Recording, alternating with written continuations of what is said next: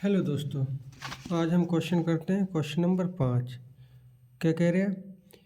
एक नदी के पुल के एक बिंदु से नदी के सम्मुख किनारे के अपनमन कोण क्रमशः 30 डिग्री और 45 डिग्री है।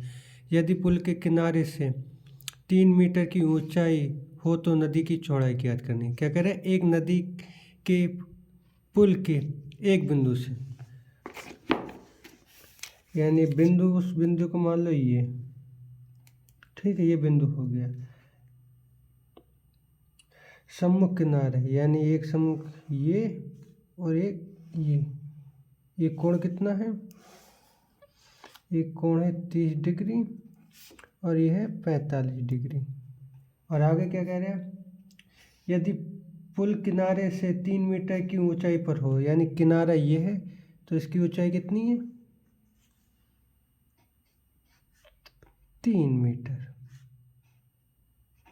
हो तो नदी की चौड़ाई ज्ञात करनी है, यानी यहाँ से लेके यहाँ तक ये पूरी चौड़ाई ज्ञात करनी है।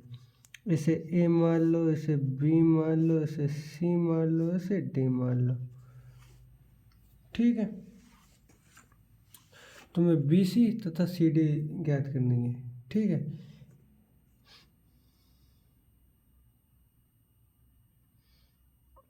देखना दिया है, ये क्या?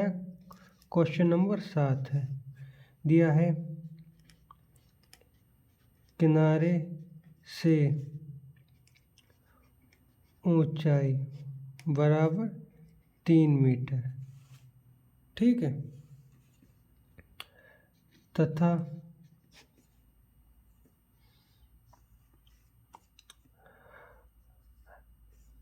नहर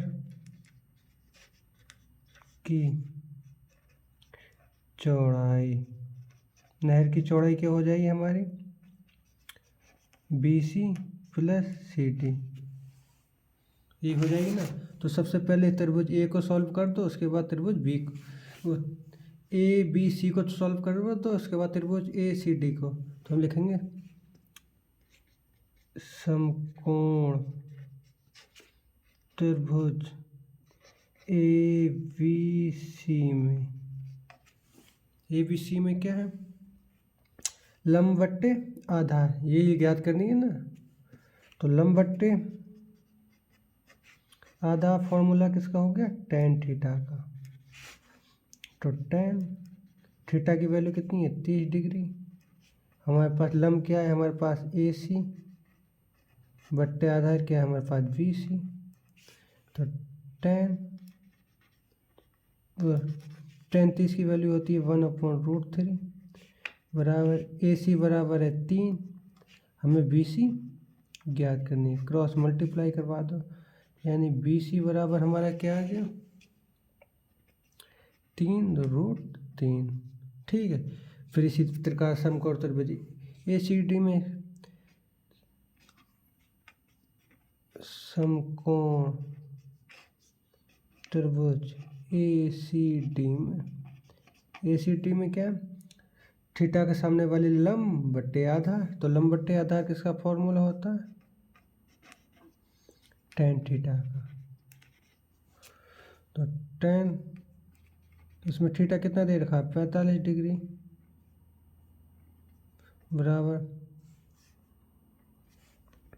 लंब क्या है हमारे पास? लंब है हमारे पास ए सी, आधार क्या है हमारे पास? है सी डी, यही है ना।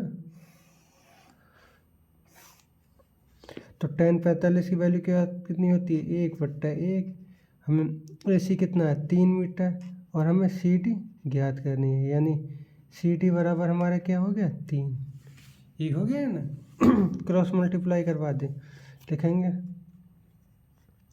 तथा लिखेंगे नहर की चौड़ाई, नहर की चौड़ाई क्या है?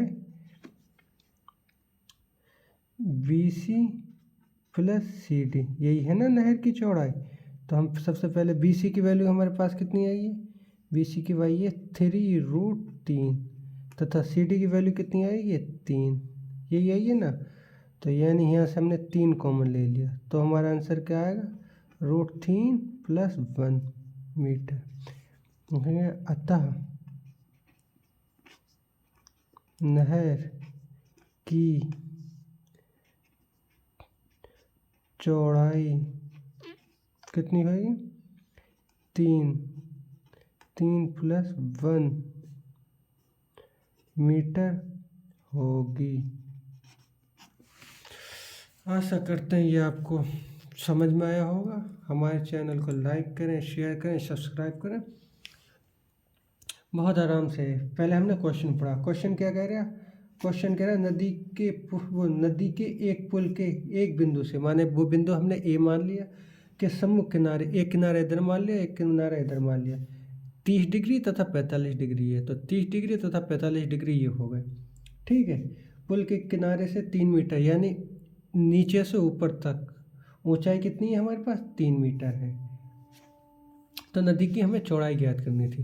तो चौड़ाई हमारे पास BC तथा CD थी ना, तो मान दिया है किनारे की ऊंचाई 3 मीटर, नहर की चौड़ाई BC + CD। तो सबसे पहले तो ABC को सॉल्व कर दिया, उसके बाद ACD को सॉल्व कर दिया, और इसी प्रकार ये हमारा आंसर आ गया। आशा करते हैं आपको ये समझ में आया हो। धन्यवाद।